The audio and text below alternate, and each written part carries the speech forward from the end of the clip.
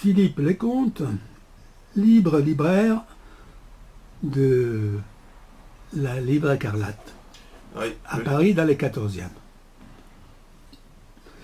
Quels sont, Philippe, les événements politiques et sociaux qui t'ont marqué depuis l'élection de Macron et jusqu'à l'arrivée du Covid-19? ça va être surtout des sentiments. Une impression d'être dans un monde qui est à la fois la continuité et en même temps une rupture. La continuité parce que, comme par hasard, cet homme n'est pas nouveau, puisqu'il était ministre. Il était ministre sous Hollande. Il fait partie d'une certaine nomenclature, enfin d'un certain milieu. Et donc, ce qu'il avait appliqué en tant que ministre de l'économie, il l'applique en tant que président. Avec une rupture, c'est-à-dire je dirais, l'absence de scrupules. La volonté d'être un homme neuf lui permet de faire passer des choses qu'il n'aurait peut-être pas pu faire passer sous une autre autorité. Sa prétendue jeunesse, sa prétendue nouveauté, sa prétendue, je dirais, originalité est en fait la continuité de quelque chose. Et puis, il y a des choses qui m'ont marqué, la consécration devant la pyramide du Louvre, le côté petit marquis, le côté, je dirais, mondain de la chose et en même temps prétendument peuple. Et en même temps ce décalage complet d'une élection qui s'appuie sur à peine, au premier tour, à peine 20% des électeurs, et un homme qui prétend avoir eu un plébiscite presque, alors qu'il a simplement bénéficié du rejet d'une certaine Marine Le Pen. Donc c'est quelqu'un qui se targue d'une certaine légitimité, mais qui en fait est quelqu'un qui a été élu par défaut. Et moi c'est une chose qui m'a le plus marqué, c'est-à-dire que cette façon de se réapproprier l'élection comme étant quelque chose de positif, quelque chose qui soit une adhésion, alors qu'en fait c'est plutôt le rejet de ce qui a été proposé de l'autre côté. Comment as-tu vu les décisions et la méthode du gouvernement pendant cette première période? J'ai vu un sentiment, une volonté de vouloir aller très très vite, de ne surtout pas se servir de ce qu'on appelle les circuits intermédiaires, c'est-à-dire rejet des syndicats, rejet de tout ce qui était intermédiaire entre la population et ce pouvoir, mais ce pouvoir qui représente aussi une certaine forme d'élitisme, de gens qui sont pour la plupart passés par une seule et unique école qui s'appelle l'ENA, et de gens qui par là même bénéficient d'un système en vase clos qui fait qu'ils sont complètement coupés du réel. Je vais vous donner simplement une petite histoire drôle, mais qui correspond à la réalité de l'énarque en France. On imagine un homme qui est dans une voiture au plein milieu de la France. C'est l'époque où il n'y a pas de GPS encore. Il est coincé par des moutons. Alors il va voir le berger et il lui dit « Mon brave, si je vous dis exactement le nombre de moutons, est-ce que vous m'en donnez un ?» Alors il sort sa calculette, il lui sort à la fois le nombre de moutons, le nombre de viandes qu'il va pouvoir toucher, l'argent qu'il va pouvoir toucher, les subventions qu'il va pouvoir toucher, et il lui dit « Vous avez 383 moutons. » Et le berger est obligé de dire « Écoutez, d'accord, bon, prenez un mouton. » Et donc l'homme prend un mouton, le met dans le coffre, et là le paysan matois lui dit gentiment « Et si moi je vous donne votre métier, est-ce que vous me rendez mon mouton ?» Et l'homme dit « Oh, vous ne trouverez jamais, vous ne pouvez pas trouver. » Et l'autre lui dit « Vous êtes énarque. » Et l'autre dit « Comment vous le savez? Vous avez pris mon chien. » C'est ce décalage qui est permanent, qui a été encore plus accentué avec le macronisme. C'était déjà le cas sous Hollande, qui lui aussi fait partie de l'école. Sarkozy n'était pas un énarque, mais c'était un juriste. Il y avait tout un modèle qui n'a fait que se reproduire. Et le sentiment, c'est d'avoir affaire justement à des gens qui, quand ils ont mis en place leur pouvoir, ont été dans la continuité. En prétendant se rapprocher du peuple, en fait, ils restent dans leur quant à soi, avec une méconnaissance totale de ce qui se passe sur le terrain. Du moins, c'est le sentiment que je peux avoir. Bien sûr. Qu'est-ce que tu penses des premières réactions face à la pandémie et aux moyens pour y faire face? C'est très étonnant, c'est très surprenant. On a eu d'abord une attitude extrêmement guerrière. Il fallait absolument que ce soit la guerre. Il fallait absolument qu'on fasse peur aux gens et on a utilisé le terme de la guerre. Je ne dis pas que la maladie n'était pas là, je ne fais pas de déni. Il y a une véritable pandémie, il y a une véritable maladie, il y a eu des morts, on en a des preuves et autres. Mais c'est la façon, le comportement, cette façon à la fois d'un côté de jouer l'autorité avec le côté nous sommes en guerre donc nous allons nous serrer les coudes, et ça m'a rappelé de mauvais souvenirs, Staline, changement de discours, passant non plus de camarade à frère. Et là on avait le sentiment aussi qu'il fallait absolument faire l'union, mais sous l'autorité d'un chef, et le chef de guerre. Et d'un côté aussi une espèce de frousse, qui était plus lié à la fois aux phénomènes sociaux qu'il pouvait avoir derrière, mais aussi sur la remise en cause des acquis, et des acquis non pas sociaux, mais des acquis je dirais, des possédants, des dirigeants. Donc on met en place une situation, des propositions qui sont de l'ordre en effet de la prise en charge. Alors il est évident qu'on n'est pas dans la situation des États-Unis, on n'aura pas le même type de chômage, du moins pour l'instant, je ne peux pas préjuger de ce qui va advenir. Il y a une volonté de protéger au travers du chômage partiel et autres, mais un sentiment quand même d'avoir affaire à quelque chose qui vient du haut, une volonté d'imposer des choses, et d'imposer des choses un peu dans la lignée de ce que je disais au départ, c'est-à-dire sur cette notion de l'énarque, c'est-à-dire une absolue non prise en compte du sens commun, c'est-à-dire de la façon dont le bon sens pourrait exister dans l'esprit des gens. Il y a toujours une espèce de défiance à l'égard du peuple qui fait qu'il faut qu'on le gouverne, qu'on le dirige, parce qu'il n'est pas assez adulte, le peuple, pour pouvoir se prendre en charge lui-même. Comment juges-tu la gestion de ces gros problèmes de santé hier et aujourd'hui? C'est toute une difficulté. Je ne maîtrise pas tous les sujets, hein, je ne prétends pas être tout le savoir, c'est le principe. Mais l'impression, c'est que de toute façon, la médecine, la santé, l'hôpital a été quelque chose qui, depuis de nombreuses années, c'est pas uniquement dû à Macron, mais ça vient de très loin.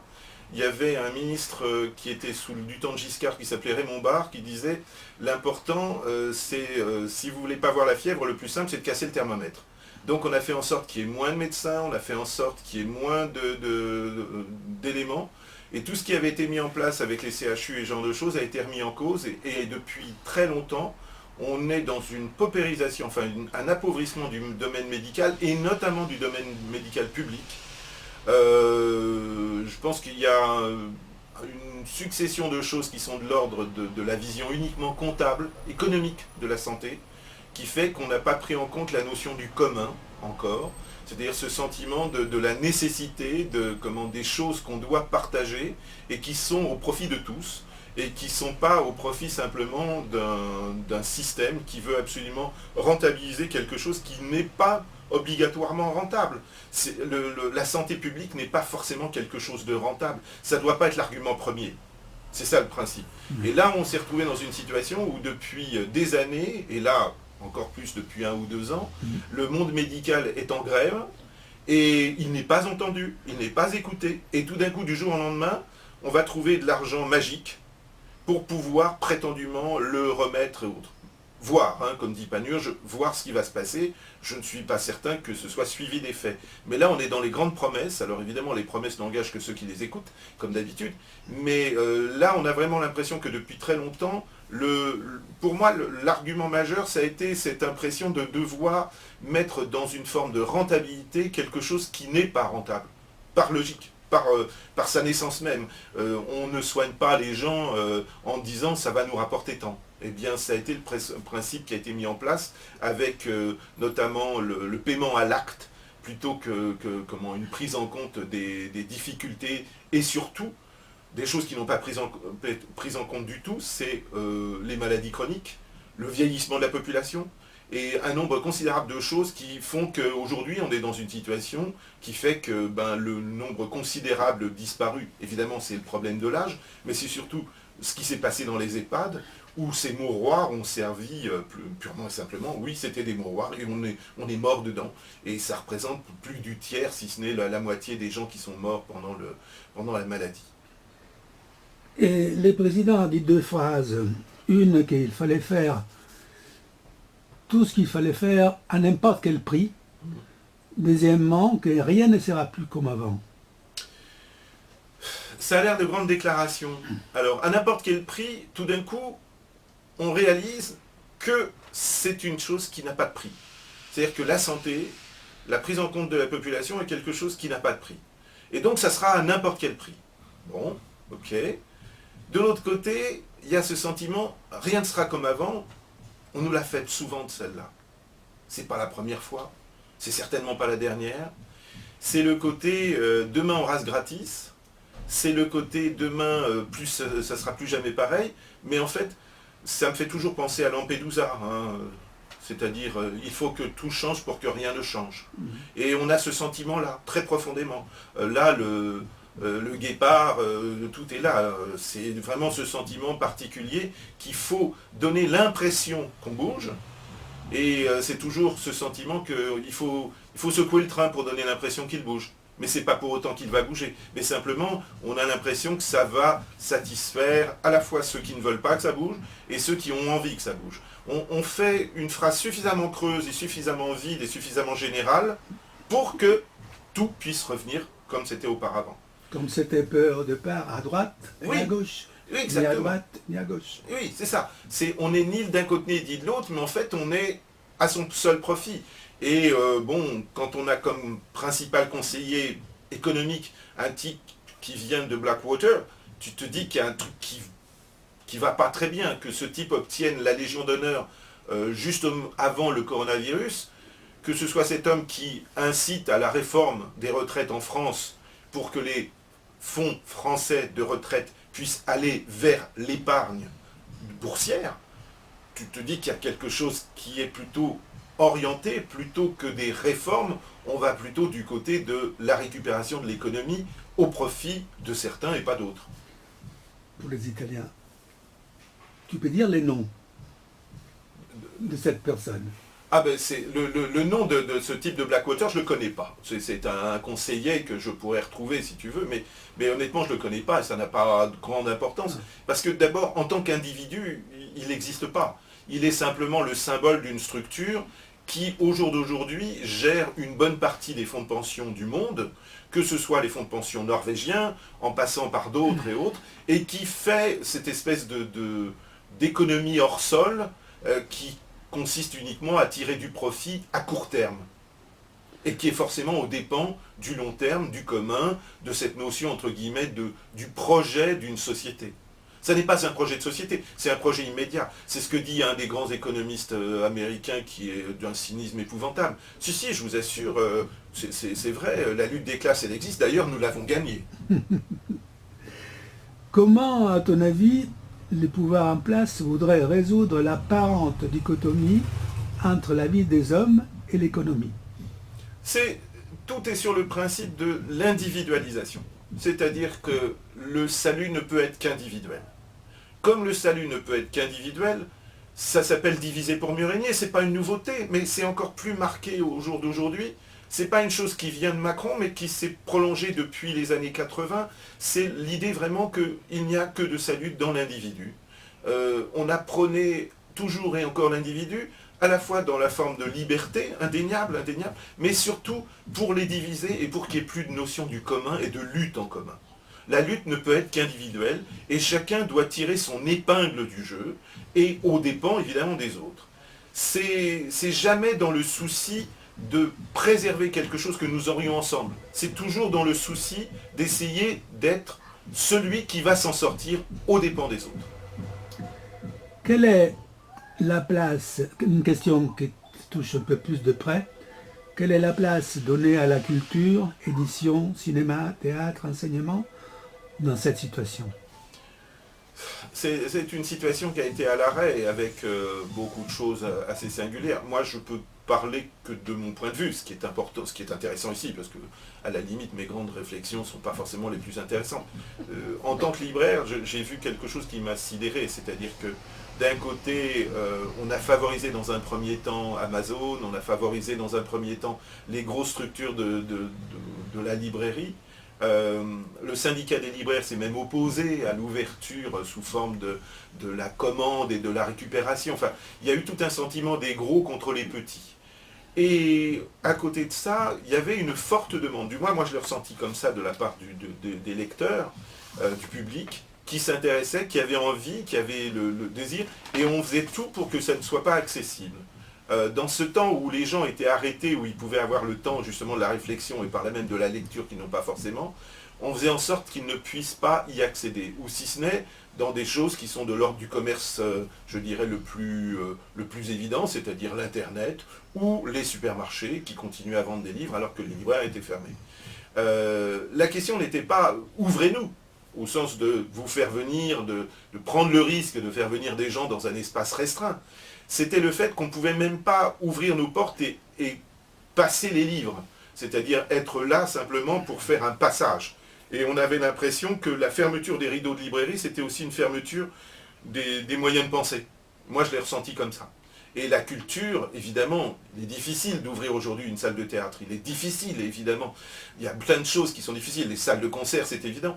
Mais on n'a pas l'impression qu'il y a eu une prise en compte véritable de ce qui s'est passé. Alors, il y a les mouvements de manches, alors les manches retroussées du ministre, du président de la République, lorsqu'il a fait sa table ronde autour de la culture, donne cette impression, entre guillemets, d'action, mais tout ça est un peu dans la façade et dans le costume. Je ne sais pas ce qui va en advenir de cet aspect de la culture. Ça va être extrêmement difficile. Les intermittents ont gagné une année, mais est-ce que derrière il y aura quelque chose? Tout dépend évidemment de la maladie, c'est une évidence, mais tout dépend aussi de la volonté de l'État de se donner en effet tous les moyens pour faire en sorte que les choses se développent dans le sens positif, et pas simplement pour revenir à une espèce de statu quo antérieur qui était uniquement au profit des grandes structures. Alors, regarde les choses avec des yeux différents. Ton Oui. œil droit est va vers l'optimisme, ton œil gauche va vers le pessimisme. Qu'est-ce que tu m'as dit par rapport à la leçon à tirer? C'est une situation totalement inédite. Personne n'a vécu ça. Il y a eu des guerres, il y a eu des maladies, il y a eu des épidémies, mais l'idée qu'une partie de la population du monde ait été confinée et pu être bloquée dans ses libertés de mouvement pour la protéger, certes, d'un côté, mais ce sentiment de globalité, tout d'un coup, le monde était dans la même situation un peu partout, avec des nuances, bien évidemment, mais ce sentiment global, de faire partie d'un monde global, et qui en montrait la fragilité. Mon côté positif laisserait à penser que peut-être derrière ça, il y a une réflexion qui va peut-être aboutir à un regard politique un peu plus, je dirais, plus sur le commun. Le côté négatif, c'est le sentiment que beaucoup de gens, ou du moins nos gouvernants, vont avoir le sentiment que tout peut repartir comme avant. On a eu plusieurs crises économiques, pas au sens d'une maladie, c'est la première à ce point-là, mais la crise de 2008, les crises antérieures, tout ce qui a pu exister auparavant, on nous a fait à chaque fois des promesses formidables, et en fait on a été surtout... on a protégé, on a remis en marche les structures qui étaient à l'origine de la crise. C'est-à-dire que too big to fail, le nombre de banques, le nombre de groupes économiques colossaux qui exercent des pressions sur les États, qui sont plus puissants que les États, et qui font en sorte en fait de diriger véritablement le monde, il n'est même pas question d'être paranoïaque ou d'être dans le complotisme. Il est évident qu'un nombre considérable de gens n'ont pas intérêt à ce que les États existent, et que les populations s'expriment. Et qu'on le fait, le peuple n'a d'intérêt que dans la mesure où il est un consommateur. Et pas en tant qu'individu. Et pas en tant que groupe. Et pas en tant que peuple.